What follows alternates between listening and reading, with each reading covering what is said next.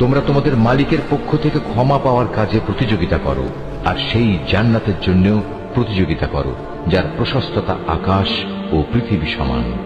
আর এই বিশাল জান্নাত প্রস্তুত করে রাখা হয়েছে সেসব ভাগ্যবান লোকদের জন্য যারা আল্লাহকে ভয় করে, সচ্ছল হোক কিংবা অসচ্ছল, সর্বাবস্থায় যারা আল্লাহর পথে নিজেদের ধন সম্পদ ব্যয় করে, যারা নিজেদের ক্রোধ সংবরণ করে এবং মানুষের অপরাধ সমূহ যারা ক্ষমা করে দেয়। আসলে ভালো মানুষদের আল্লাহ তাআলা হামেশাই ভালোবাসেন। ভালো মানুষ হচ্ছে তারা যারা কখনো কোনো অশ্লীল কাজ করে ফেললে কিংবা এর দ্বারা নিজেদের উপর নিজেরা জুলুম করে বসলে সাথে সাথেই আল্লাহকে স্মরণ করে এবং গুনাহের জন্য আল্লাহর ক্ষমা প্রার্থনা করে। কেননা আল্লাহ তাআলা ছাড়া আর কে আছে যে তাদের গুনাহ মাফ করে দিতে পারে? তদুপরি এরা জেনে বুঝে নিজেদের গুনার উপর অটল হয়েও বসে থাকে না।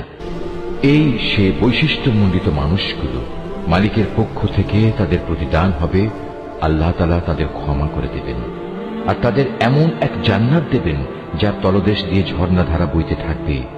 এই জান্নাতে নেককার লোকেরা অনন্তকাল ধরে অবস্থান করবে।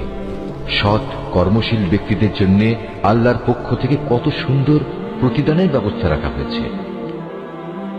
তোমাদের আগেও বহু জাতির বহু উদাহরণ ছিল যা এখন অতীত হয়ে গেছে। সুতরাং এদের পরিণতি দেখার জন্য তোমরা পৃথিবীতে ঘুরে বেড়াও এবং দেখো আল্লাহ তাআলা ও তাঁর বিধান মিথ্যা প্রতিপন্নকারীদের পরিণতি কি হয়েছিল। বস্তুত এটি হচ্ছে মানব জাতির জন্য একটি সুস্পষ্ট ব্যাখ্যা, এবং আল্লাহ তাআলাকে যারা ভয় করে এটি তাদের জন্য একটি সুস্পষ্ট পথ নির্দেশ ও সদুপদেশ বই কিছুই নয়। তোমরা হতোদ্যম হয়েও না, চিন্তিত হয়েও না। তোমরা যদি সত্যিকার অর্থে ঈমানদার হও তাহলে তোমরাই বিজয়ী হবে। তোমাদের উপর যদি কোনো সাময়িক আঘাত আসে এতে মনক্ষুণ্ণ হবার কি আছে?